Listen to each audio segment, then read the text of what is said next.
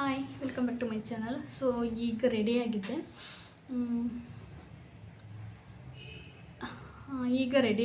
ಹೋಗೋಕ್ಕೆ ಅಂತ. But auto ಸಿಗ್ತಾ ಇರಲಿಲ್ಲ.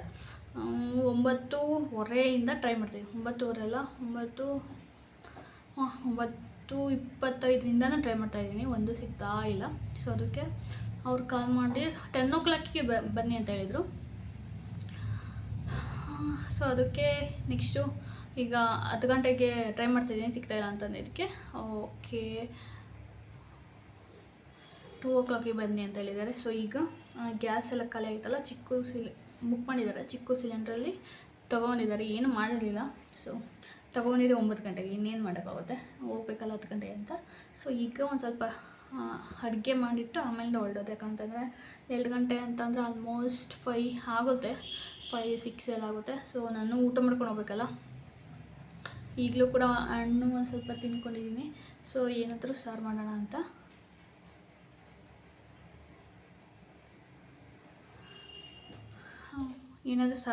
ಕರೆಂಟ್ ಬೇರೆ ಹೋಯಿತು. ಸೊ ಕರೆಂಟ್ ಬೇರೆ ಹೋಗಿದೆ. ಅದೇ ಈಗಂತ ಹೇಳಿದ್ರು. ಆ್ಯಕ್ಚುಲಿ ನಾನು ಸ್ಟಾರ್ಟ್ ಮಾಡಿರೋದು ಭಾನುವಾರ. ಆಲ್ಮೋಸ್ಟು 35 ಡೇಸ್ಗೆಲ್ಲ ಮುಗಿಯುತ್ತೆ ಅಂತ ಹೇಳಿದ್ದಾರೆ. ಆಲ್ಮೋಸ್ಟ್ ಆಗಸ್ಟ್, ನಾವು ಎಷ್ಟು ಬೇಗ ಕಲಿತೀವೋ ಅಷ್ಟು ಬೇಗ ಮುಗಿಯುತ್ತೆ. ಆಗಸ್ಟ್ 25, 27, 28, 25 ಒಳಗಡೆ ಎಲ್ಲ ಮುಗಿದೋಗುತ್ತೆ. ಅಷ್ಟೊತ್ತಿಗೆ ಚೆನ್ನಾಗಿ ಕಲಿಬೇಕು. ಈಗ ಆಲೇ ಸೆಲ್ಫ್ ಮೇಕಪ್ ಎಲ್ಲ ಸ್ಟಾರ್ಟ್ ಮಾಡಿದ್ದಾರೆ. ಆ್ಯಕ್ಚುಲಿ ನನಗೆ ತುಂಬ ಪೋರ್ಸ್ ಇದೆ, ಇಲ್ಲಿ ನೋಡ್ಬೋದು. ನನಗೆ ತುಂಬ ಸೆಲ್ಫ್ ಮೇಕಪ್ಗೆ ಟೈಮ್ ಹಿಡಿಯುತ್ತೆ. ಯಾಕಂತಂದರೆ ಕರೆಕ್ಟಾಗಿ ಹಾಕ್ಕೋಬೇಕು, ಕನ್ಸೀಲರ್ ಹಾಕ್ಕೋಬೇಕು, ಅದೆಲ್ಲ ನೀಟಾಗಿ ಬ್ಲೆಂಡ್ ಮಾಡಬೇಕು, ಮತ್ತು ಐ ಮೇಕಪ್ಪು. ಸೊ ಇವತ್ತು ಐ ಮೇಕಪ್ ಸ್ಟಾರ್ಟ್ ಮಾಡ್ಬೋದು. ಕಲರ್ ಎಲ್ಲೆಲ್ಲಿ ಅಂದರೆ ಮೇಕಪ್ ಆರ್ಟಿಸ್ಟ್ ಕೋರ್ಸ್ ಮಾಡಿರೋ ಗೊತ್ತಿರುತ್ತೆ ಮೇಕಪ್ ಅಂದರೆ ಏನು, ಮತ್ತು ಅದರಲ್ಲಿ ವಾಮ್, ಕೂಲ್ ಮತ್ತು ನ್ಯೂಟ್ರಲ್ ಎಲ್ಲ ಬರುತ್ತೆ. ಜೊತೆಗೆ ಐ ಶೋಡೋಸ್ ಮತ್ತು ಕರ್ವ್ ಮಾಡೋದು, ಸ್ಟ್ರೈಟಾಗಿ ಮಾಡೋದು, ಮತ್ತು ಐಲಿಡ್ ಅಲ್ಲ ಅಪ್ವರ್ಡ್ ಸ್ಟ್ರೈಟ್ ಶೇಡ್ಸ್ ಎಲ್ಲ ಬರುತ್ತೆ. ಒಂದು 6 ಶೇಡ್ಸು ನಾನು ರಿವಿಷನ್ ಮಾಡ್ಕೋಬೇಕು. ಮತ್ತು ಎಸ್ ಶೇಡ್ ಮೇಕಪ್ ಎಲ್ಲ ಮಾಡಿಸ್ಕೋತಾರೆ ಕೆಲವರು, ಅಂದರೆ ಐಬ್ರೋದು. ಸೊ ಕರೆಂಟಿಗೆ ಬಂತು. ಸೊ ಈ ಥರ ಎಲ್ಲ ಇರುತ್ತೆ. ಮತ್ತು CA ಕೋರ್ಸ್ ಏನಾಯಿತು ಅಂತ, CA ಆ್ಯಕ್ಚುಲಿ ಇದನ್ನು ಅಂದರೆ ಇದಾಗ್ತಿದ್ದಂಗೆ ಸೇರ್ಕೋಬೇಕು. ನೋಡೋಣ, ಟೈಮ್ ಲಿಮಿಟು. ನಾನು ಒಂದು ಗ್ರೂಪ್ ತೊಗೊಳ್ಳೋಣ ಅಂದ್ಕೊಂಡಿದ್ದೀನಿ. ಇನ್ನೂ 6 months ಇರುತ್ತೆ. ಬಟ್ ತೊಗೊಂಡ್ರೆ ಅಂದರೆ ಒಳ್ಳೆ ಇದರಲ್ಲಿ ತೊಗೋಬೇಕು. ಸೊ ಅದು ಪ್ರಿಪೇರ್ ಆಗಬೇಕು. ಇದೆಲ್ಲ ಆದಮೇಲೆ ಪ್ರಿಪೇರ್ ಆಗೋಣ ಅಂತ. ಜೊತೆಗೆ ಈಗ ಒಂದು ಸ್ವಲ್ಪ ಕಾಳೆಲ್ಲ ಹಾಕ್ಬಿಟ್ಟು, ಅಂದರೆ ಸಾಂಬಾರಿಗೆಲ್ಲ, ಆಮೇಲಿಂದ ನಾನು ಇದು ಒಂದು ಸ್ವಲ್ಪ ಇಂಗ್ಲೀಷ್ ಪ್ರಿಪೇರ್ ಆಗಬೇಕು. ಯಾಕಂತಂದರೆ ಇವಾಗ ಸಂಜೆಗೆ ಟೈಮ್ ಸಿಗೋದಿಲ್ಲ. ಆಲ್ಮೋಸ್ಟ್ ಎಲ್ಲ ಅಂದರೆ ಕೆಲಸ ಅಂತಂದರೆ ಬಟ್ಟೆ ಎಲ್ಲ ಮಚ್ಚಿಟ್ಟಿದ್ದೀನಿ. ಜೊತೆಗೆ ಎಲ್ಲ ಎತ್ತಿಡಬೇಕು. ಒಂದು ಸ್ವಲ್ಪ ಪಾತ್ರೆ ಇದೆ, ತೊಳೆದು ಈಗ ಅಡುಗೆ ಸ್ಟಾರ್ಟ್ ಮಾಡಿ ಮತ್ತು ಊಟ ಮಾಡ್ಕೊಂಡೆ ಹೋಗಬೇಕು. ಸುಮ್ಮನೆ ಲೇಟ್ ಮಾಡೋದು ಬೇಡ, ಫಸ್ಟ್ ಅಡುಗೆ ಮಾಡಿಬಿಟ್ಟೆ ಎಲ್ಲ ಸ್ಟಾರ್ಟ್ ಮಾಡೋಣ ಅಂತ. ಸೊ ಅದಕ್ಕಿಂತ ಮುಂಚೆಲೇ ನಾನು ಸ್ವಲ್ಪ ಗ್ರಾಮರ್ ಪ್ರಾಕ್ಟೀಸ್ ಮಾಡ್ತಿದ್ದೀನಿ. ನಿನ್ನೆನೂ ಕೂಡ ತುಂಬ ತಲೆನೋವಿತ್ತು ಅಂತ ಮಾಡಿಲ್ಲ, ಇವತ್ತು ಮಾಡಬೇಕು ಅಷ್ಟೇ. ಇನ್ನೇನು ಅಂದರೆ ಸಿಗೋದು ಅಂತಂದರೆ ತುಂಬ, ಅದಕ್ಕೂ ಕೂಡ ಫೈನಾನ್ಷಿಯಲಿ ಅಂದರೆ ಅಟೆಂಪ್ಟ್ಸ್ ಜಾಸ್ತಿ ಆಗೋದ್ರಿಂದ ಜಾಸ್ತಿ ಆಗುತ್ತೆ ಅಂತಲ್ಲ, ಬಟ್ ನಮ್ಮ ಇನ್ನೊಂದು ಪಾರ್ಟ್ ಟೈಮ್ ಜಾಬ್ ಥರ ಇದು ಇರುತ್ತೆ ಅಂತ ಮಾಡ್ಕೊಂಡಿದ್ದು ಅಷ್ಟೇ. ಇನ್ನು ನಾವು ಜಾಬ್ಗೆ ಹೋಗ್ತಾ CA ಮಾಡೋದು ಅಂತಂದರೆ ಎಸ್ಪೆಷಲಿ ತುಂಬ ಕಷ್ಟ ಆಗುತ್ತೆ. ಸೊ ಈ ಥರ ಏನಾದರೂ ಮಾಡಿಕೊಂಡ್ರೆ ಹೆಲ್ಪ್ ಆಗುತ್ತೆ ಅಂತ ಮಾಡ್ತಾ ಇರೋದು. ಕೆಲವೊಂದು ಅಂದರೆ ಎಲ್ಲ ಅಲ್ಲ, ಆಲ್ಮೋಸ್ಟ್ ಕೆಲವೊಬ್ಬರಿಗೆ ಗೊತ್ತಿರೋರಿಗೆ, ಅಂದರೆ CA ಯಾವ ಥರ ಅದ್ರದ್ದು ಅದ್ರ ಟಫ್ನೆಸ್ಸು ಮತ್ತು ಅದೆಲ್ಲ ಎಷ್ಟು ಇದಿರುತ್ತೆ, ಅದನ್ನು ಎಷ್ಟು ಸ್ಟ್ರಗಲ್ ಮಾಡಿ ಇದು ಅಂದರೆ ಪಾಸಿಟಿವ್ ಆಗಿ ಬೆಂಬಲ ಕೊಡೋರಿಗೆ, ಅಂದರೆ ಅದ್ರ ಬಗ್ಗೆ ಡೀಟೇಲ್ಸಾಗಿ ಗೊತ್ತಿರೋರಿಗೆ ಗೊತ್ತಿರುತ್ತೆ. ಬಟ್ ಅದ್ರ ಬಗ್ಗೆ ಏನು ಗೊತ್ತಿಲ್ಲದವ್ರಿಗೆ ಸೊ ಒಂದ್ಸಲ ಹೋಗ್ತಿದ್ದಂಗೆ ಅಯ್ಯೋ ಇದು ಹಂಗೆ ಹಿಂಗೆ ಅಂತಾರೆ. ಬಟ್ ಅದು ತುಂಬಾ ಟೈಮ್ ತೊಗೊಳುತ್ತೆ CA. ಯಾಕಂತಂದರೆ ಟಫ್ ಕೊಡ್ತಾರೆ. ಸೊ ಅದಕ್ಕೆಲ್ಲ ಬೇಕಾಗುತ್ತೆ. ನಾವು ಕೋಚಿಂಗ್ ತೊಗೋಬಾರ್ದು ಅಂತಂದರೆ ಸೆಲ್ಫ್ ಸ್ಟಡೀಸು ಅಂತಂದರೆ ನಮಗೆ ಗೈಡ್ಲೈನ್ಸ್ ಬೇಕೇ ಬೇಕಾಗುತ್ತೆ. ಯಾಕಂತಂದರೆ ನಾನು ಎಷ್ಟೇ ಓದಿದ್ರು ಕೂಡ ಯಾವ ಥರ ಪ್ರಿಪೇರ್ ಆಗಬೇಕು ಅಂತ ನಾನು ಯೂಟ್ಯೂಬ್ ನೋಡಿ ಮಾಡಿದ್ರು ಕೂಡ ಅದು ಸಕ್ಸಸ್ ಸಿಗಲಿಲ್ಲ. ಸೊ ಇಷ್ಟೊಂದು ಪ್ರಯತ್ನ ಪಟ್ಟೆ ನಾನು ಆದಷ್ಟು, ಅದಕ್ಕೆ ಗೈಡ್ಲೈನ್ಸ್ ಇಲ್ದಲ್ಲೇ ಹೋಗೋಕ್ಕಾಗಲ್ಲ. ಬಟ್ ಐಸೆದು ಕೆಲವೊಂದು ಚೆನ್ನಾಗಿರುತ್ತೆ. ಬಟ್ ತುಂಬ ಡೌಟ್ ಕ್ಲಾರಿಫೈ ಅದೆಲ್ಲನ ಅಷ್ಟು ಅಂದರೆ ಮಾಡ್ತಾರೆ, ಬಟ್ ಇನ್ ಡೀಟೇಲಾಗೆಲ್ಲ ಮಾಡಲ್ಲ. ಯಾಕಂತಂದರೆ ಅವ್ರಿಗೆ ಟೈಮ್ ಲಿಮಿಟ್ ತುಂಬ ಕಡಿಮೆ ಇರುತ್ತೆ. ಪ್ರೈವೇಟ್ ಕೋಚಿಂಗ್ಸಲ್ಲಿ ಡೌಟು ಕ್ಲಾರಿಫಿಕೇಷನ್ಗೆ ಅಂತ ಒಂದು ಸಪ್ರೇಟ್ ಸೆಷನ್ಸ್ ಎಲ್ಲ ಇರುತ್ತೆ. ಸೊ ಆ ಥರ ಎಲ್ಲ ಕಾನ್ಸೆಪ್ಟ್ ವೈಸ್ ಕ್ಲಾರಿಟಿ ಎಲ್ಲ ಅಷ್ಟು ಚೆನ್ನಾಗಿ ಸಿಗೋದಿಲ್ಲ. ಬ್ಲೇಮ್ ಮಾಡ್ತಿಲ್ಲ, ಕೆಲವೊಂದು ವೀಡಿಯೋಸು ಇದ್ದಾವೆ ಅದನ್ನು ಕೂಡ ಫಾಲೋ ಮಾಡ್ಬೋದು. ಬಟ್ ಇಲ್ಲಿ ಏನಾಗ್ತಿದೆ ಅಂತಂದರೆ CAಯಲ್ಲಿ ಕ್ವಶನ್ಸ್ ವೈಸು ಅಂದರೆ ಒಂದೊಂದ್ಸಲಿ ಕ್ವಶನ್ಸ್ ಪ್ಯಾಟ್ರನ್ ಎಲ್ಲ ಚೇಂಜ್ ಮಾಡ್ತಾ ಇರ್ತಾರೆ. ಸೊ ಯಾವ ಥರ ಕ್ವಶನ್ಸ್ ಕೊಟ್ಟರು ಅದು ಕಾನ್ಸೆಪ್ಟ್ ಕ್ಲಾರಿಟಿ ಡೀಪಾಗಿರಬೇಕು. ಸೊ ಆ ಥರ ಡೀಪ್ ಕ್ಲಾರಿಟಿ ಮಾಡೋ ಅಕಾಡೆಮೀಸೇ ನಾವು ಆಪ್ಟ್ ಮಾಡಬೇಕು, ಇಲ್ಲಾಂತಂದರೆ ಕಷ್ಟ ಆಗುತ್ತೆ. ಇಲ್ಲ ಅಂತಂದರೆ ನಾನು ಕೂಡ ಸೆಲ್ಫ್ ಸ್ಟಡೀಸೇ ಮಾಡೋಣ ಅಂದ್ಕೊಂಡಿದ್ದೆ. ಸೊ ನನಗೇನೋ ಗೈಡ್ಲೈನ್ಸ್ ಬೇಕು ಅಂತ ಇದೆ. ಆಲ್ಮೋಸ್ಟ್ ಎಲ್ಲರೂ ನೋಡಿದ್ದೀನಿ ಫಸ್ಟ್ ಅಟೆಂಪ್ಟಲ್ಲೇ ಯಾರು ಪಾಸ್ ಮಾಡಿರ್ತಾರೆ. ಕೆಲವ್ರು ಮಾತ್ರ ಸೆಲ್ಫ್ ಸ್ಟಡೀಸು ಅಂತಂದರೆ ಅವರು ಕೂಡ ಕೋಚಿಂಗ್ ತೊಗೊಂಡು ಆಮೇಲಿಂದ ಒಂದು ಸ್ವಲ್ಪ ದಿವಸದ ಮೇಲೆ ಸೆಲ್ಫ್ ಸ್ಟಡೀಸ್ ಮಾಡಿರ್ತಾರೆ. ಈ ಥರ ಎಲ್ಲ ಇರುತ್ತೆ. ಮತ್ತು ನಾನು ಇದು ಯಾರಪ್ಪ ICAದು ತೊಗೋಬೋದು. ಬಟ್ ಅಲ್ಲಿ 7.5 hours ತುಂಬ ಡ್ಯೂರೇಷನ್ ಕೋರ್ಸ್ ಇದೇ ಆಗಿಬಿಡುತ್ತೆ. ಅದಾದಮೇಲೆ ಪ್ರಿಪ್ರೇಷನ್ಸ್ ಎಲ್ಲನ ಟೈಮ್ ತಗೊಳುತ್ತೆ. ಅದಕ್ಕೆ ನೋಡೋಣ, ಒಂದೊಂದು ಗ್ರೂಪು ಒಂದೊಂದು ಥರ. ಅದೇ ಹೆಂಗೆ ಅಂತಂದರೆ ಈಗ 1 hour ಮಾಡಿ ಆಮೇಲೆ 1 hour ನಮಗೆ ಪ್ರಿಪೇರ್ ಆಗಿ 1-2 ಗಂಟೆ, ಅದಾದಮೇಲೆ ಇನ್ನೂ 1 hour ಕ್ಲಾಸಸ್, ಒಂದು 3-4 hours ಕ್ಲಾಸಸ್ಸು, ಆಮೇಲಿಂದ ಒಂದು 5 ಕ್ಲಾಸ್ ಇರಲಿ ಪರವಾಗಿಲ್ಲ. ಬಟ್ ಗ್ಯಾಪು 2.5 hour ಮಾಡಿಸೋ ಒಂದೇ ಟಾಪಿಕ್ನ ಬೇಗ ಕವರ್ ಮಾಡೋಕ್ಕಿಂತ ಸ್ವಲ್ಪ ಮಾಡಿ ನಮಗೆ ಸ್ವಲ್ಪ ಅದನ್ನು ಪ್ರಿಪೇರ್ ಆಗಿ ಅರ್ಥ ಆದಮೇಲೆ ಮತ್ತು ಇನ್ನೊಂದು ಪೋರ್ಷನ್ ಮಾಡೋ ಆ ಥರ ಕಾನ್ಸೆಪ್ಟ್ ಇದ್ದರೆ ತುಂಬ ಚೆನ್ನಾಗಿರುತ್ತೆ. ಈ ಥರ ಇರುತ್ತೆ. ಸೊ ನೋಡ, ಈಗ ಒಂದು ಸ್ವಲ್ಪ ಇಂಗ್ಲೀಷ್ ಪ್ರಿಪೇರ್ ಆಗೋಕ್ಕೆ ಕರೆಂಟ್ ಹೋಗಿದೆ. ಇದಕ್ಕೆ ನೆಟ್ ಬೇಕೇ ಬೇಕು. ಇದರಲ್ಲೇ ಪ್ರಿಪೇರ್ ಆಗ್ತೀನಿ. ಸೊ ಅದಕ್ಕಿಂತ ಮುಂಚೆ ಬಸ್ಸಾರು ಮಾಡಿಟ್ಟು ಹೋಗ್ತೀನಿ. ಬಸ್ಸಾರು ಮತ್ತು ಅನ್ನ. ನಿನ್ನೆ ಅನ್ನಕ್ಕೆಲ್ಲ ಇಟ್ಟಿದ್ದೀನಿ. ಅದು ಇನ್ನೇನು 40% ಇದ್ದಿದ್ರೆ ಆಗೋಗೋದು. ಅದು ಕೂಡ ಮತ್ತು ಗ್ಯಾಸ್ ಇರಲಿಲ್ವಲ್ಲ, ಇಲ್ಲಿ ಯಾರನ್ನೂ ಕೇಳೋಕ್ಕೂ ಆಗೋದಿಲ್ಲ. ಸೊ ಇವಾಗ ನಿನ್ನೆ ತುಂಬ ಟೈಮ್ ಆಗಿತ್ತು. ಸೊ ಸಂಜೆ ಹೋಗಿ ಆಫೀಸಿಗೆ ನನಗೆ ಇಲ್ಲೆಲ್ಲ ಗೊತ್ತೇ ಇಲ್ಲ. ಅದೆಲ್ಲೂ ನಾನು ಬಂದಿದ್ದು ಕೂಡ ಆಲ್ಮೋಸ್ಟು 2:33 ಆಗಿತ್ತು. ಬೆಳಗ್ಗೆ ಕೂಡ ನೈಟ್ ಚಪಾತಿ ಇದ್ದಿದ್ದು ತಿನ್ಕೊಂಡು ಹೋಗಿದ್ದು. ಸೊ ಈಗ ಅಡುಗೆ ಮಾಡೋಕ್ಕಿಟ್ಟು ನನಗೂ ಕೂಡ ಟೈಮ್ ಆಗುತ್ತೆ, 1 o'clock ಎಲ್ಲ ಬಿಡಬೇಕು. ಸೊ ಅಷ್ಟೊತ್ತಿಗೆ ಪ್ರಿಪೇರ್ ಆಗಿ ಅಡುಗೆ ಮಾಡಿ ಹೋಗೋಣ. ಸೊ ಒಂದು ಸ್ವಲ್ಪ ಇಂಗ್ಲೀಷ್ ಒಂದು ಪ್ರಾಕ್ಟೀಸ್ ಮಾಡಲೇಬೇಕು, ಇಲ್ಲ ಅಂತಲೇ ಕಷ್ಟ ಆಗ್ಬಿಡುತ್ತೆ. ಕನ್ಸಿಸ್ಟೆನ್ಸಿ ಮೇಂಟೈನ್ ಮಾಡಿಲ್ಲ ನಿನ್ನೆ, ಇವತ್ತು ಮಾಡೋಣ ಅಂತ. ಮತ್ತೆ ಸಿಗ್ತೀನಿ. ಓಕೆ, ಇನ್ನೊಂದು ಹೇಳ್ತಿದೆ CAದು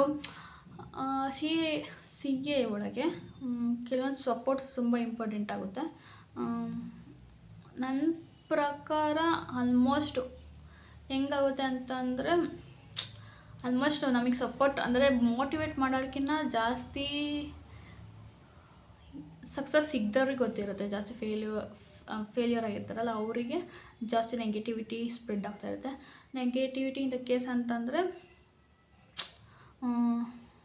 ಹಂಗಿರೋದು, ನಿಂಗಾಗೋದಿಲ್ಲ ಹಂಗೆ ಹಿಂಗೆ ಅಂತ. ಬಟ್ ಅವರಿಗೆ ಅದು ಡೆಪ್ತ್ ಗೊತ್ತಿರೋದಿಲ್ಲ ಮತ್ತು ಇವಾಗಿನ ಟ್ರೆಂಡ್ ಗೊತ್ತಿರೋದಿಲ್ಲ. ಸೊ ಎಲ್ಲದಕ್ಕೂ ನಾವು ಏನೇ ಮಾಡ್ತಾಯಿದ್ರು ಏನು ಗೊತ್ತಾ, ಸಕ್ಸಸ್ ಸಿಕ್ಕಿರೋ ವ್ಯಕ್ತಿಗೆ ಇರೋ ಒಂದು ಇದು ಫೇಲ್ಯೂರ್ಸು ಸಿಗೋ ವ್ಯಕ್ತಿಗೆ ಕೊಡೋದಿಲ್ಲ. ಅದು ಫೇಲ್ಯೂರ್ಸ್ ಅಂತಂದರೆ ನಾವೇನೋ ನೆಗ್ಲೆಕ್ಟ್ ಮಾಡಿಕೊಂಡು ಓದ್ದಲ್ಲೇ ಇದ್ದರೆ ಅದು ನಮ್ಗೆ ತಪ್ಪಿರುತ್ತೆ ಅನ್ಕೋಬೋದು. ಬಟ್ ಎಲ್ಲ 100% ಕೊಟ್ಟಿದ್ದೀವಿ, ಆದರೂ ಕೂಡ ಇಂಪ್ಯಾಕ್ಟ್ ನೆಗೆಟಿವ್ ಆಗಿ ಆಗ್ತಾಯಿದೆ ಅಂತಂದರೆ, ಸೊ ಏನು ಮಾಡೋಕ್ಕಾಗಲ್ಲ. ಕೆಲವರು ನಿಜ ಇದರಲ್ಲಿ ಈ ಥರ ಕೋರ್ಸ್ಗಳಲ್ಲಿ, ಈ ಥರ ಟಫ್ ಕೋರ್ಸಲ್ಲಿ ಒಂದು ಸಪೋರ್ಟ್ ಅನ್ನೋದು ತುಂಬ ಇಂಪಾರ್ಟೆಂಟ್ ಆಗುತ್ತೆ. ಮತ್ತು ಅದರಲ್ಲಿ ಓಕೆ ಅಂದರೆ ತುಂಬ ಆಲ್ಮೋಸ್ಟ್ ಮೋಟಿವೇಶನ್ಸು ಅದೆಲ್ಲ ಇಂಪಾರ್ಟೆಂಟ್ ಆಗುತ್ತೆ. ಬಟ್ ಅದು ನಿಮ್ಮ ಸರೌಂಡಿಂಗಲ್ಲಿ ಎಲ್ಲೂ ಸಿಗೋದಿಲ್ಲ. ಸೊ ನೀವೇನಾದ್ರು ಅಂದರೆ ಈಗ ಫಾರ್ ಎಕ್ಸಾಂಪಲ್ ಒಂದು ಸಲ ಆಯಿತು ಅಂದ್ಕೊಳ್ಳಿ, ನಾವು ಇನ್ನೊಂದು ಪ್ರಿಪೇರ್ ಆಗಬೇಕು ಅಂತ ಅಂದರೆ ಇನ್ನೊಂದು ಎಕ್ಸಾಮ್ಗೆ ನಾವು ಮತ್ತೆ ಓದಲೇಬೇಕು. ಸೊ ಓದ್ತಾ ಇರ್ತೀವಿ, ಆವಾಗ ಫೈನಾನ್ಷಿಯಲಿ ಡಿಪೆಂಡೆಂಟ್ ಆಗಿರ್ತೀವಿ. ಡಿಪೆಂಡೆಂಟ್ ಆದಾಗ ನಮಗೆ ಎಲ್ಲೋ ಒಂದು ಕಡೆ ಫೇಲ್ಯೂರ್ಸು, ಡಿಮೋಟಿವೇಶನ್ಸ್ ಇರುತ್ತೆ, ಡಿಪ್ರೆಷನ್ಸೇ ಅಂದ್ಕೋಬೋದು. ಅದ್ರ ಜೊತೆಗೆ ಇನ್ನೂ ಕೆಲವೊಂದು ಬೇರೆ ಇದರಿಂದ ಅವ್ರು ಏನೇ ಮಾತಾಡಿದ್ರೂ ಕೂಡ ಒಂಥರ ನೆಗೆಟಿವಿಟಿನೇ ಫೀಲ್ ಆಗ್ತಾ ಇರುತ್ತೆ. ಸೊ ಈ ಥರ ಇದ್ದಾಗ ಇಟ್ ಫೀಲ್ಸ್ ಬ್ಯಾಡ್ ಅಂತಲೇ ಹೇಳ್ಬೋದು. ಕೆಲವರು ಏನು ಅಂತಂದರೆ ಫಸ್ಟ್ ಅಟೆಂಪ್ಟಾ ನಿಮಗೇನೂ ಆಗೋದಿಲ್ಲ, ಬೇಡ ಅದೇ ಬಿಟ್ಬಿಡು ಅಂತ ಹೇಳ್ಬಿಡ್ತಾರೆ. ಸೊ ಆ ತಪ್ಪಂತೂ ಮಾಡಲೇಬಾರ್ದು. ಕೆಲವೊಂದು ಮನೇಲಿ ಅರ್ಥ ಮಾಡ್ಕೊಡ್ತಾರೆ, ಬಟ್ ಓದಬೇಕಾದ್ರೆ ಆ ಕಂಡೀಷನ್ಸ್ ಯಾವ ಥರ ಇರುತ್ತೆ ಅಂತ ಅದು ಫೀಲ್ ಮಾಡಿದವ್ರಿಗೆ ಗೊತ್ತಿರುತ್ತೆ. ಮತ್ತು ಇನ್ನೊಂದು ಆ್ಯಕ್ಚುಲಿ ಹೆಣ್ಮಕ್ಳಿಗೆ ಬರೋದು, ಯಾವುದೋ ಫಂಕ್ಷನ್ಸ್ ಇರುತ್ತೆ, ಯಾವುದೋ ಹಬ್ಬ ಏನೋ ಇರುತ್ತೆ. ಸೊ ಅದು ಆದಮೇಲೆ ನೀನು ಕಂಟಿನ್ಯೂ ಮಾಡು, ಅದೆಲ್ಲ ಆದಮೇಲೆ ಕಂಟಿನ್ಯೂ ಮಾಡು. ಸೊ ಅದೆಲ್ಲ ನಿಜ. ಕೆಲವೊಂದು ಟೈಮ್ಸ್ ಇರುತ್ತೆ, ಯಾವುದು ಕೂಡ ಎಸ್ಪೆಷಲಿ ಟೈಮು ವೇಸ್ಟ್ ಮಾಡ್ಕೊಳ್ಳಬೇಕು. ಎಲ್ಲನೂ ಆಲ್ಮೋಸ್ಟ್ ಮ್ಯಾನೇಜ್ ಮಾಡಿರಿ ಅಂತ ಹೇಳ್ಬೋದು. ಬಟ್ ಅದೆಲ್ಲ ಆದಮೇಲೆ ನೀವು ಮಾಡಬೇಕಾಯ್ತು ಹಿಂಗೆ. ಸೊ ಅದೆಲ್ಲ ಒಂದು ವರ್ತಲ್ಲ. ಬಟ್ ನೀವು ಈಗ ಡಿಸ್ಕಂಟಿನ್ಯೂ ಮಾಡಿದ್ದೀರ ಅಂತಾನೆ ಫೇಲ್ ಆಗ್ತಿದ್ದಾಗೆ ನೆಕ್ಸ್ಟ್ ಎಗೇನೇ ಸ್ಟಾರ್ಟ್ ಮಾಡಿ ಮೀನ್ಸ್ ನೀವು ಒಂದು ಸ್ವಲ್ಪ ಗ್ಯಾಪ್ ತೊಗೊಳ್ಳಿ. ಆದರೆ ಬಟ್ ಜಾಸ್ತಿ ಸೆಪ್ಟೆಂಬ್ರಿಗೆ ಕೊಡೋಕ್ಕಾಗಲಿಲ್ಲ ಅಂತಂದರೆ ಜಾನ್ವರಿಗಾದರೂ ಕೊಡಬೇಕು, ಇಲ್ಲಾಂದರೆ ಮೇಗಾದರೂ ಅಟೆಂಪ್ಟ್ ಕೊಡಲೇಬೇಕು. ಯಾಕಂದರೆ ಜಾಸ್ತಿ ಗ್ಯಾಪ್ ಕೊಟ್ಟರೆ ಮರೆಯೋ ಚಾನ್ಸಸ್ ಜಾಸ್ತಿ ಇರುತ್ತೆ. ಸೊ ಜಾಸ್ತಿ ಎಷ್ಟು ಬೇಗ ನೀವು ಕ್ಲಿಯರ್ ಮಾಡ್ಕೊಳ್ತೀರಾ ಅಷ್ಟು ತುಂಬ ಒಳ್ಳೆಯದು. ಹಾಗಂತ ತುಂಬ ರಶ್ಶಲ್ಲೂ ಹೋಗ್ಬಾರ್ದು. ಸ್ವಲ್ಪ ಪ್ಲ್ಯಾನ್ ಅಂತಂದರೆ ಗೈಡ್ಲೈನ್ಸ್ ತೊಗೊಂಡು ಅದು ನೀಟಾಗೆ 1 ಸಲ ಅಲ್ಲ 2 ಸಲ ಅಲ್ಲ 3 ಸಲ. ಅದು ಹೆಂಗೆ ಅಂತಂದರೆ, ನೀವು ಒಂದು ಕ್ವಶನ್ ಕೊಟ್ಟಿದ್ದೀರ ಅಂದ್ಕೊಳ್ಳಿ, ಜಸ್ಟು ನೀವು ಯಾವ ಥರ ಅಂದರೆ ನೀವು ಎಕ್ಸಾಮ್ ಬರಿಬೇಕಾದ್ರೆ ಯಾವ ಥರ ಕ್ವಶನ್ ಸಾಲ್ವ್ ಮಾಡ್ತೀರೋ ಆ ಥರ ಸಾಲ್ವ್ ಮಾಡಿ ತುಂಬ ಅಕ್ಯುರೇಟಾಗಿದ್ದರೆ ಬರಿಬೇಕು. ಅದು ನನಗೊಂದು ಅರ್ಥ ಆಯಿತು. ನಾನು ಹೆಂಗೆ ಮಾಡ್ತಿದ್ದೆ, ನೋಟ್ಸ್ ಓಪನ್ ಮಾಡ್ಕೊಳ್ತಿದ್ದೆ, ನಾನು ಇಲ್ಲಿ ಪ್ರಾಕ್ಟೀಸ್ ಮಾಡ್ತಿದ್ದೆ. ಡೌಟ್ ಬಂದರೆ ಸಡನ್ನಾಗಿ ನೋಡ್ತಿದ್ದೆ. ಸೊ ಅದು ತಪ್ಪು ಮಾಡ್ತಿದ್ದೀರಾ. ಫಸ್ಟು ಇಲ್ಲೇ ಅದು ಏನು ತಪ್ಪಾಗುತ್ತೋ ಅದು ನಿಮ್ಮ ಪ್ರಿಪ್ರೇಷನಲ್ಲೇ ಆಗಿಬಿಡಲಿ. ಅದು ಏನು ಡೌಟು, ಅದು ಏನೇನೋ ನಿಮ್ಗೆ ಎಷ್ಟು ಗೊತ್ತಿದೆಯೋ ಅದನ್ನು ಇಲ್ಲೇ ಟೆಸ್ಟ್ ಮಾಡಿಕೊಂಡು ನೀವು ಎಕ್ಸಾಮಿಗೆ ಎಂಟ್ರಿ ಕೊಡ್ರಿ. ಇಲ್ಲ ಅಂತಂದರೆ ತುಂಬ ಕಷ್ಟ ಆಗುತ್ತೆ. Especially RTP previous question paper solve ಮಾಡಬೇಕು. ಅದು ನಾನು ಮಾಡಿರಲಿಲ್ಲ. ಸೊ ಅದನ್ನು ಸಾಲ್ವ್ ಮಾಡಿದ್ರೆ ಐಡಿಯಾ ಬರುತ್ತೆ ಯಾವ ಥರ ಕೇಳ್ತಾರೆ ಅಂತ. ಆವಾಗ ನಿಮಗೆ ಒಂದು ಸ್ವಲ್ಪ ಇದಾಗುತ್ತೆ. ಆಲ್ಮೋಸ್ಟ್ ಅದು 10 ವರ್ಷ ಬೇಡ, 5 ಇಯರ್ಸ್ ಸಾಲ್ವ್ ಮಾಡಿದ್ರು ಆಲ್ಮೋಸ್ಟ್ 60% ಆದರೂ ಬರುತ್ತೆ. 60%ಅಲ್ಲಿ ನೀವು ಇದನ್ನು ಒಂದು ಸ್ವಲ್ಪ ಸಿಲೆಬಸ್ ಅದೆಲ್ಲ ಪ್ರಿಪೇರ್ ಆಗಿದ್ದರೆ ಆಲ್ಮೋಸ್ಟ್ 60% ಬರುತ್ತೆ ಅಂದ್ಕೊಳ್ಳಿ. 60%ಅಲ್ಲಿ ನೀವು ತುಂಬ ಅಕ್ಯುರೇಟಾಗಿ ಅಂತಂದರೂ ಒಂದು 40-50% ಪ್ರಿಪೇರ್ ಆಗಿದ್ದೀರಾ, 40 ಅಂದ್ಕೊಳ್ಳಿ. ಸೊ ಆವಾಗ ನಿಮಗೆ ಪಾಸ್ ಆಗೋ ಚಾನ್ಸಸ್ಸು ಅಂದರೆ 60%ಅಲ್ಲಿ 40% ಅಕ್ಯುರೇಟಾಗಿ ಪ್ರಿಪೇರ್ ಆಗಬೇಕು. ಆವಾಗ ಒಂದಿಷ್ಟು ಪಾಸ್ ಆಗೋ ಚಾನ್ಸಸ್ ಜಾಸ್ತಿ ಇರುತ್ತೆ. ಇದು ನಾನು ಅಂದ್ಕೊಂಡಿದ್ದು. ಸೊ ನಂಗೆ ಮುಂಚೆನೇ ಗೊತ್ತಿತ್ತು ಪ್ರಿಪೇರ್ ಆಗಬೇಕು ಅಂತ. ಬಟ್ ಇನ್ನೂ ಕೆಲವೊಂದು ವೀಡಿಯೋ ನೋಡಿದೆ, ICA ಬುಕ್ ಪ್ರಿಪೇರ್ ಆದರೆ ಸಾಕು ನೀಟಾಗೆ, ನೀನು ಬೇಡ ಅಂತ. ಸೊ ಅಲ್ಲಿ ತಪ್ಪಾಯಿತು. ಬಟ್ ತುಂಬ RTPಸು ಕೂಡ ಪ್ರಿಪೇರ್ ಆಗಬೇಕು. RTP MTC ಅಂತೂ ನೆಗ್ಲೆಕ್ಟ್ ಮಾಡಲೇಬೇಡಿ, ಅದಂತೂ ಅರ್ಥ ಆಯಿತು. ಮತ್ತು ಪ್ರೀವಿಯಸ್ ಕ್ವಶನ್ಸ್ ಪೇಪರು ಸಾಲ್ವ್ ಮಾಡಿ, ಇದು ಕೂಡ ಸಕ್ಸಸ್ಗೆ ಇದಾಗುತ್ತೆ. ಸೊ ನಾನು ಮಾಡಿದ್ದು ಅದೇ ಹೇಳ್ತಿದ್ದೀನಲ್ಲ, ಎಕ್ಸಾಮಲ್ಲಿ ನೀವು ಯಾವ ಥರ ಅಕ್ಯುರೇಟಾಗಿ ಅಂದರೆ ಸಾಲ್ವ್ ಮಾಡ್ತಿದ್ದೀರೋ ಅದೇ ಥರ ಸೆಲ್ಫ್ ಅಸೆಸ್ಮೆಂಟು ತುಂಬ ಒಳ್ಳೆಯದು. ನೋಡಿ, ನಾನು ಕಾಳೆಲ್ಲ ಬೇಯಿಸಿಟ್ಕೊಂಡಿದ್ದೆ. ಕಾಳು ಮತ್ತು ಒಂದು ಮೀಡಿಯಮಿಂದ ಒಂದು 2 ಮೀಡಿಯಮ್ ಅಲ್ಲ, ಒಂದು ಮೀಡಿಯಮಿಂದ ಒಂದು ಚಿಕ್ಕದೊಂದು ಹೀರೆಕಾಯಿ ಹಾಕ್ಕೊಂಡಿದ್ದೆ.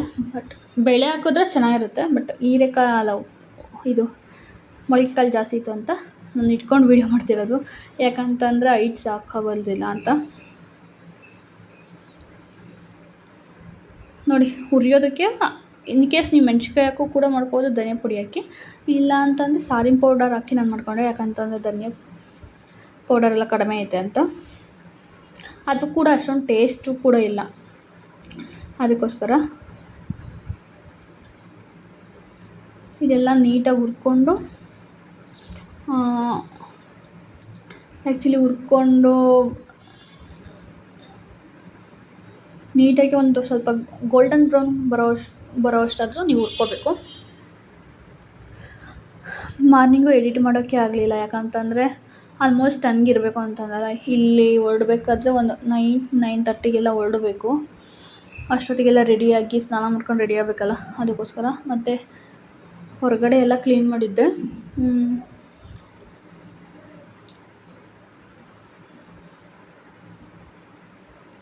ಮತ್ತು ಹೂವು ಇರಲಿಲ್ಲ, ಹೂವು ಎಲ್ಲ ತೊಗೊಂಬಂದು ಇವತ್ತು ಪೂಜೆಗೆ ಅಂತ. ಅದಕ್ಕೆ ಸ್ವಲ್ಪ ಲೇಟಾಯಿತು. ಇಲ್ಲಿ ನಾನೆಲ್ಲ ಮುಂಚೆ ಎಲ್ಲ ಇದು ಹೊಂದಿಸ್ಕೊಂಡು ವೀಡಿಯೋ ಮಾಡ್ತಾಯಿರೋದು. ಫಸ್ಟು ಈರುಳ್ಳಿ ಬೆಳ್ಳುಳ್ಳಿ ಹುರಿದಿರೋದು ಹಾಕ್ಕೊಂಡೆ, ಮತ್ತು ಸಾರಿನ ಪುಡಿ, ಕೊತ್ತಂಬರಿ ಸೊಪ್ಪು ಮತ್ತು ಬೆಳ್ಳುಳ್ಳಿ, ಸ್ವಲ್ಪ ಕಾಳು ಬೇಯಿಸಿರೋದು ಎಲ್ಲ ಹಾಕ್ಕೊಂಡು, ಅದೇ ಕಾಳಿಗೆ ನೀರು ಹಾಕಿರ್ತೀವಲ್ಲ ಅದನ್ನೆಲ್ಲ ನೀಟಾಗಿ ಬಸಿಬೇಕು, ಅಂದರೆ ಬೇರ್ಪಡಿಸ್ಬೇಕು ಕಾಳು ಮತ್ತು ನೀರನ್ನು. ಆಮೇಲಿಂದ ಅದೆಲ್ಲ ರುಬ್ಕೋಬೇಕು. ಸೊ ಅದೆಲ್ಲ ರುಬ್ಕೊಂಡಿದ್ದಾದ್ಮೇಲೆ ನಾನು ಆವಾಗಲೇ ಇನ್ನೇನು ಬಾಣಲಿ ಹುರ್ಕೊಂಡಿದ್ದಾದ್ಮೇಲೆ ಖಾಲಿ ಇರುತ್ತಲ್ಲ, ಮತ್ತು ಇದು ಆರಿಸಿ ಇನ್ನೇನು ಮಾಡೋದು ಅಂತೇಳಿ ಈರುಳ್ಳಿ ಎಲ್ಲ ಹಚ್ಕೊಂಡಿದ್ದೆ. ಈರುಳ್ಳಿ ಎಲ್ಲ ಹಚ್ಕೊಂಡು ಹಾಕಿ ಅದು ಚಿಕ್ಕದಾಗಿ ಕಟ್ ಮಾಡಿ, ಮತ್ತು ಮೆಣಸಿನ್ಕಾಯಿ ಒಂದು 4-5 ನಿಮ್ಗೆ ಎಷ್ಟು ಬೇಕೋ ಖಾರ ಅದ್ರ ಮೇಲೆ ನೀವು ಇದು ಮಾಡ್ಕೋಬೇಕು. ಆಮೇಲಿಂದ ಕಾಯಿ ಎಲ್ಲ ತುರ್ಕೊಂಡಿದ್ದೆ, ಅದೆಲ್ಲ ಹಾಕಿ ಮಳ್ಳಿದ್ದಾದಮೇಲೆ ನಾನು ಒಂದು ಸ್ವಲ್ಪ ಕ್ಲಿಪ್ಪಿಂಗ್ ತೊಗೊಳ್ತಾಯಿದ್ದೀನಿ. ಯಾಕಂತಂದರೆ ನಂಗೆ ಅಲ್ಲೇ ಟೈಮ್ ಆಗಿತ್ತು, ಅದಕ್ಕೋಸ್ಕರ. ಈಗ ಸಾರು ಕುದಿಯೋಕೆ ಇಟ್ಟಿದ್ದೀನಿ ನೋಡಿ.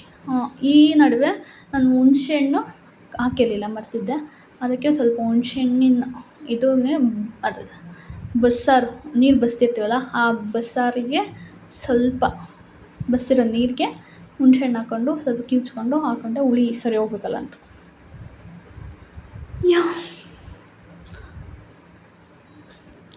ಇಷ್ಟ ಆಗಿತ್ತು. ಆಮೇಲಿಂದ ಕಾಳು ಎಲ್ಲ ಹುರಿದಿರೋದು ನೀಟಾಗಿ ನೀರು ಹೋಗೋವರೆಗೂ ನೀವು ಇದು ಮಾಡ್ಕೋಬೇಕು, ಫ್ರೈ ಮಾಡ್ಕೋಬೇಕು. ಸಾರಾಗಿತ್ತು. ಮತ್ತು ಅನ್ನಕ್ಕೆ ಇಡಬೇಕಾಯ್ತು. ಅದಕ್ಕಿಂತ ಮುಂಚೆ ಹಾಲು ತಂದಿದ್ದು ಬಿಸಿನೇ ಮಾಡಿರಲಿಲ್ಲ, ಅದಕ್ಕೋಸ್ಕರ ಹಾಲಿಟ್ಟು ಕಾಫಿ ಮಾಡ್ಕೊಳ್ಳೋಣ ಅಂತ ಹಾಲಿಟ್ಟಿದ್ದೆ. ಎಲ್ಲ ಕ್ಲೀನ್ ಮಾಡಿದ್ದೆ, ಆಲ್ಮೋಸ್ಟ್ ಎಲ್ಲ ಕ್ಲೀನ್ ಮಾಡೇ ಹೋಗಿದ್ದೆ ನೆನ್ನೆ. ಯಾಕಂತಂದರೆ 2 ಗಂಟೆಗೆಲ್ಲ ಹೋಗಿದ್ದು. ಸೊ ಇದು ಸ್ವಿಗ್ಗಿಲಿ ತರಿಸ್ಕೊಂಡಿದ್ದು. ಅಂದರೆ ಈಗ ನಾನು ಗ್ರಾಮರ್ಗೂ ಕೂಡ ಪ್ರಿಪೇರ್ ಆಗ್ತಾಯಿರ್ತೀನಿ, ಅವಾಗ ಬೇಕಾಗುತ್ತೆ ಅಂತ ನೋಡಿ ಅನ್ನಕ್ಕೆ ಇಟ್ಟಿದ್ದೆ. ಆಲ್ಮೋಸ್ಟು ಇದೆಲ್ಲ ಆಗೋಷ್ಟೊತ್ತಿಗೆ 1:15 ಆಯಿತು. ನಾನು ಸ್ಟಾರ್ಟ್ ಮಾಡಿದ್ದು 10:45ಗೇನೋ. ಇದರಲ್ಲಿ ಟೈಮ್ ತಗೊಳುತ್ತೆ.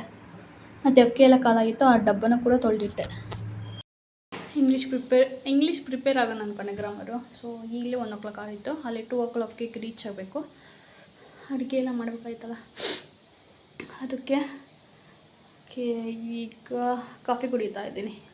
ಆಗೋದೆಷ್ಟು 1:15 ಬಿಟ್ಟರೆ ಹೋಗ್ತೀನಿ. ಸೊ ರ್ಯಾಪಿಡೋ ಸಿಗಬೇಕು, ಮೇ ಬಿ ಬೇಗ ಸಿಗುತ್ತೆ ಅನ್ಕೋತೀನಿ. ಈಗ ಟ್ರಾಫಿಕ್ ಎಲ್ಲ ಇರೋದಿಲ್ವಲ್ಲ, ಅದಕ್ಕೆ ಮುಖ ವಾಶ್ ಮಾಡಬೇಕು. ಮತ್ತು ಮುಖ ತೊಳ್ಕೊಂಡು ಮತ್ತೆ ರೆಡಿಯಾಗಿ ಹೋಗಬೇಕು. ಯಾಕಂತಂದ್ರೆ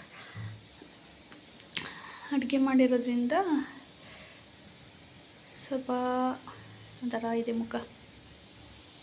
ಸಾರು, ಅನ್ನ, ಪಲ್ಯ ಎಲ್ಲ ಹಾಕ್ಕೊಂಡು ಮಧ್ಯಾಹ್ನ ನಾನು ಬೆಳಗ್ಗೆ ಸ್ವಲ್ಪ ಹಣ್ಣು ತಿಂದ್ಕೊಂಡೆ ಅಷ್ಟೇ.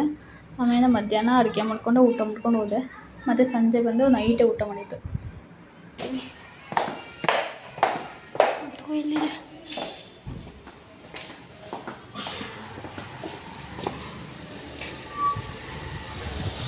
ನೋಡಿ, ಆಟೋ ಎಲ್ಲ ಬಂದಿತ್ತಲ್ಲ, ಅದಕ್ಕೆ ಆಟೋದಲ್ಲಿ ಕೂತ್ಕೊಂಡು ಎಷ್ಟು ಟ್ರಾಫಿಕ್ ಇತ್ತು ಮಧ್ಯಾಹ್ನ ಅಂತಂದರು. ಮಧ್ಯಾಹ್ನ ಕೂಡ ಇತ್ತು. ಅದಕ್ಕೆ ಜಸ್ಟ್ ಒಂದು ಸ್ಮಾಲ್ ಕ್ಲಿಪ್ಪಿಂಗ್ ತೊಗೊಂಡೆ. ಕೆ ಆರ್ ಪುರಮಿಂದ ಊಟಿ ಮೇಲಿಂದನೂ ಹೋಗ್ಬೋದು, ಮತ್ತು ಈ ಕಡೆ K R Puram market side ಒಂದು ಲೆಫ್ಟ್ ರೋಡ್ ಬರುತ್ತೆ, ಅಲ್ಲಿಂದನೂ ಕೂಡ ಹೋಗ್ಬೋದು. ಮತ್ತು ಅಲ್ಲಿಂದ ಬರಬೇಕಾದ್ರೆ KR ಪುರಂ ಫ್ಲೈಓವರು ಆ ಕಡೆಯಿಂದ ಬರಬೇಕಾಗುತ್ತೆ.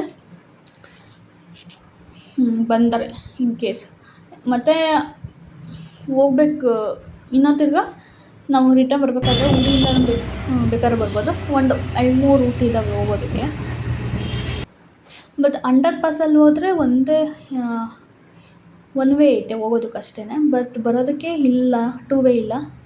ಸೊ ಅಲ್ಲಿ ಪಾರ್ಕ್ ಎಲ್ಲ ಚೆನ್ನಾಗಿತ್ತು. ಜಸ್ಟ್ ವೀಡಿಯೋಸ್ ಮಾಡ್ಕೊಂಡೆ ಅಷ್ಟೇ.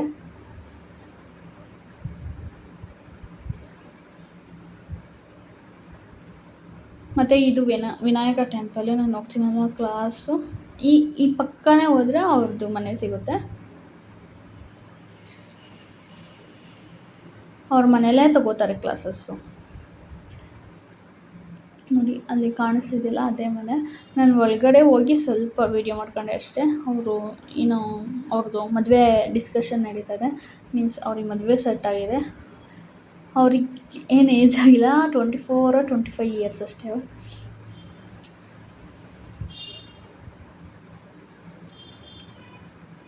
ಅವ್ರು ಯಾರೂ ಇರಲಿಲ್ಲ ಮನೆಯಲ್ಲಿ. ಮತ್ತೆ ನಾನು ಮುಗಿಸ್ಕೊಂಡು 5:40 ಆಗಿತ್ತು.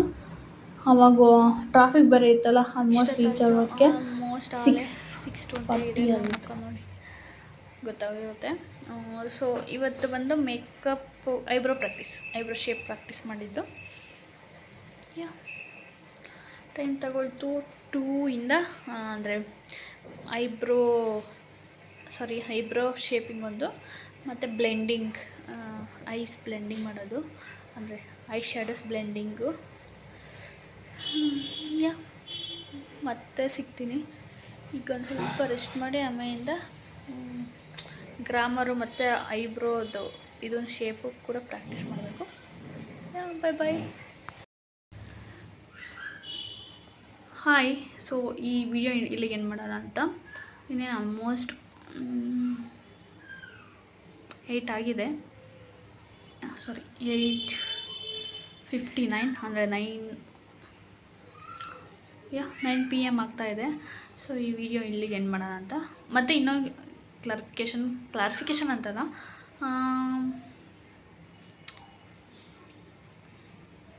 ಯಾಕೆ ಈ ಕೋರ್ಸಿಗೆ ಸೇರಿದೆ ಅಂತಂದರೆ, ಆ್ಯಕ್ಚುಲಿ ನನಗೂ ಅಂತ ಒಂದು ಕಡೆ ಅನಿಸೋದು, ಅಂದರೆ CA ಅಂತ ಅಂದರೆ ಇಷ್ಟೇ ಡ್ಯೂರೇಷನಲ್ಲಿ ಆಗುತ್ತೆ ಅಂತ ಹೇಳೋದಕ್ಕಾಗೋದಿಲ್ಲ. ಅದಕ್ಕೆ ತುಂಬ ಖರ್ಚುಗಳು ಕೂಡ ಇರ್ತವೆ. ಅದಕ್ಕೆ ಕೋಚಿಂಗ್ ಅಫೋರ್ಡ್ ಮಾಡಬೇಕಾಗಿರುತ್ತೆ. ಅಂದರೆ ಅಲ್ಲೇ ರಿಜಿಸ್ಟರ್ ಆಗೋದಕ್ಕೆ ಖರ್ಚಾಗಿರುತ್ತೆ. ಮತ್ತು ಅದಕ್ಕೆ ಅಂತ ತುಂಬ ಆಲ್ಮೋಸ್ಟು ಟ್ಯಾಬು, ಅದಕ್ಕೆ ಬೇಕಾಗಿರೋದು ಅಡಿಷನಲ್ ಖರ್ಚುಗಳು ತುಂಬ ಇರ್ತವೆ. ಅಂದರೆ ಅದಕ್ಕೆ ನೋಟ್ಸ್ ಆಗಿರ್ಬೋದು, ಕ್ವಶನ್ಸ್ ಬ್ಯಾಂಕು ಏನಾದರೂ ಪರ್ಚೇಸ್ ಮಾಡ್ತೀವಿ ಅಂತಂದರೆ ಅದಕ್ಕೆ ICI ಬುಕ್ ಅಲ್ಲದೇ ಕೆಲವೊಂದು ಜೆರಾಕ್ಸ್ ಮಾಡಿಸ್ಕೊಳ್ಳೋದು, ಒಂದು ಯಾವುದಾದ್ರು ವೀಡಿಯೋ ಇದು ಮಾಡಿದ್ರೆ, ಸೊ ಆ ಥರದ್ದೆಲ್ಲ ಖರ್ಚುಗಳು ತುಂಬ ಇರುತ್ತೆ. ಮತ್ತು ಎಕ್ಸಾಮ್ ಫೀಸು ಅದು ಎಲ್ಲ, ಅದಕ್ಕೋಸ್ಕರ ಅದಕ್ಕೂ ಕೂಡ ಯಾವುದಾದ್ರೂ ಒಂದು ಪಾರ್ಟ್ ಟೈಮ್ ಜಾಬ್ ಥರ ಇದನ್ನು ಮಾಡ್ಕೋಬೋದು ಅಂತ ಅಷ್ಟೇ. ಯಾವುದೋ ಸ್ಕಿಲ್ ಇಲ್ಲದೇ ಎಲ್ಲೂ ಕೂಡ ಏನೂ ಸಿಗೋದು ಇಲ್ಲ. ನನಗೆ ಬೇರೆ ಕೆರಿಯರ್ ಗ್ಯಾಪು ಕೂಡ ಇದೆ. ಯಾವುದಾದ್ರೂ ಕಂಪ್ನಿಗೆ ಇದು ಮಾಡ್ತೀನಿ ಅಂತಾರೆ, ಟ್ರೈ ಮಾಡಿದ್ರೆ ಸಿಗ್ಬೋದು. ಬಟ್ ಅದ್ರ ಜೊತೆ ಇದು ಇದ್ದರೆ ಒಂದು ಅಡಿಷನಲ್ ಬೆನಿಫಿಟ್ ಅಷ್ಟೇ. ಈಗ ನಾನು ಹೋಗ್ತಾ ಇರೋ ಕಡೆ ಆಲ್ಮೋಸ್ಟ್ ವರ್ಕಿಂಗ್ ವುಮೆನ್ಸೇ ಬಂದಿದ್ದಾರೆ ಆಲ್ಮೋಸ್ಟ್ ಟ್ರೈನಿಂಗಿಗೆ. IT ಫೀಲ್ಡಲ್ಲಿ ಇಂಜಿನಿಯರ್ಸ್ ಆಗಿರೋರು ಮತ್ತು ಲೆಕ್ಚರರ್ಸು ಕೂಡ ಅವ್ರಿಗೆ ಹತ್ರ ಆಲ್ಮೋಸ್ಟ್ ಎಷ್ಟು IT ಫೀಲ್ಡಲ್ಲಿ ವರ್ಕ್ ಮಾಡೋರು ಮತ್ತು ಲೆಕ್ಚರರ್ಸು ಎಲ್ಲ ಆಲ್ಮೋಸ್ಟ್ ವರ್ಕಿಂಗ್ ವುಮೆನ್ಸೇ ಈ ಕೋರ್ಸ್ ಮಾಡ್ತಾಯಿದ್ದಾರೆ. ಸೊ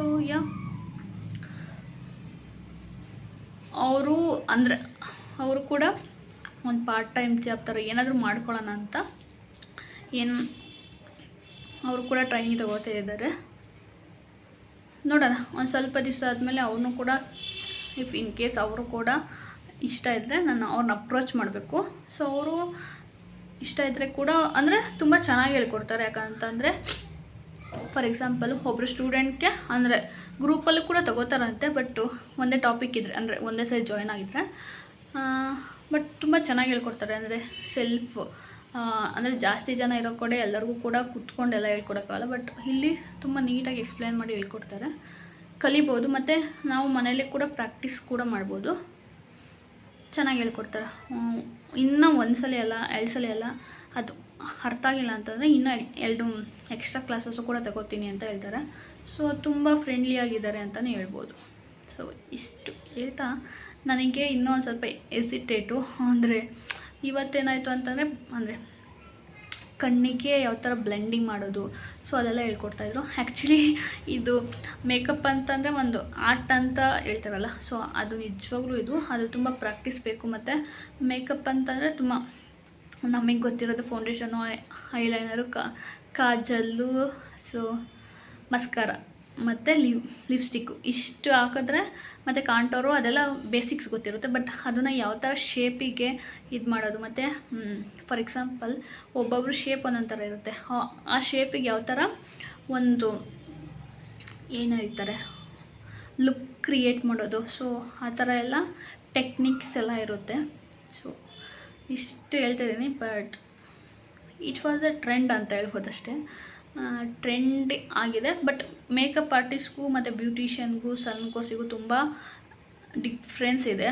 ನೀವು ಬ್ಯೂಟಿಷಿಯನ್ನೇ ಬೇರೆ, ಐಬ್ರೋ ಮಾಡೋದು ಮತ್ತು ಏರ್ ಕಟ್ಟಿಂಗು ಅದು ಬೇರೆ, ಈ ಮೇಕಪ್ ಆರ್ಟಿಸ್ಟ್ ಕೋರ್ಸೇ ಬೇರೆ. ಕೆಲವ್ರಿಗೆ ಡಿಫ್ರೆನ್ಸ್ ಎಲ್ಲ ಗೊತ್ತಿರಲ್ಲ, ಅದಕ್ಕೋಸ್ಕರ ಆಲ್ಮೋಸ್ಟ್ ಈ ಥರ ಕೆಲವರು ಈ ಥರ ಇದು ಮಾಡಿಕೊಂಡು ಆ್ಯಕ್ಚುಲಿ ಅವರು ಹೋಗ್ತೀನಲ್ಲ, ಆಲ್ಮೋಸ್ಟ್ ಅವರಿಗೆ ಒಂದು ಮಂತ್ಲಿ 4-5 ಪೀಪಲೇ ಸಿಕ್ಕಲಿ ಅಂದ್ಕೊಳ್ಳಿ, ಅಟ್ಲೀಸ್ಟ್ 2 ಅವ್ರಿಗೆ ಆಲ್ಮೋಸ್ಟ್ 80 ಬರುತ್ತೆ. ಮತ್ತು ಆರ್ಡರ್ಸ್ ಎಲ್ಲ ಇದ್ದರೆ ಮನೆಯಲ್ಲೇ ಕೂಡ ಆರಾಮಾಗಿ ಅಂತ ಏನಲ್ಲ, ಅವರು ಕೂಡ ಎಫರ್ಟ್ ಹಾಕ್ತಾರೆ ಅವ್ರಿಗೆಲ್ಲ ಹೇಳ್ಕೊಡೋದೆಲ್ಲ ಆರಾಮಾಗಿ ಅಂತಲ್ಲ. ಬಟ್ ಅವ್ರಿಗೊಂಥರ ಸೆಲ್ಫ್ ಸ್ಯಾಟಿಸ್ಫ್ಯಾಕ್ಷನ್ ಇರುತ್ತೆ, ಯಾರ ಅಂಡರಲ್ಲೂ ಕೆಲಸ ಮಾಡಿಲ್ಲ ಅಂತ. ಸೊ ಆ ಥರ. ಬಟ್ ಅವ್ರಿಗೆ 6 ಇಯರ್ ಮೇಕಪ್ ಆರ್ಟಿಸ್ಟಾಗಿ ಎಕ್ಸ್ಪೀರಿಯನ್ಸ್ ಇದೆ. ಬೇಗ ಯಾರಿಗೂ ಕೂಡ ಮಾರ್ಕೆಟಿಂಗ್ ಎಲ್ಲ ಕ್ರಿಯೇಟ್ ಮಾಡೋಕ್ಕಾಗಲ್ಲ. ಒಂದು ಅಕಾಡೆಮಿ ಓಪನ್ ಮಾಡ್ತೀನಿ ಅಂತಂದರೆ ತುಂಬ ಪ್ರಾಕ್ಟೀಸ್ ಎಲ್ಲ ಬೇಕಾಗುತ್ತೆ. ಇಷ್ಟು ಹೇಳ್ತಾ ಈ ವಿಡಿಯೋನ ಏನು ಮಾಡ್ತಾಯಿದ್ದೀನಿ. If you like this video, like and share and subscribe.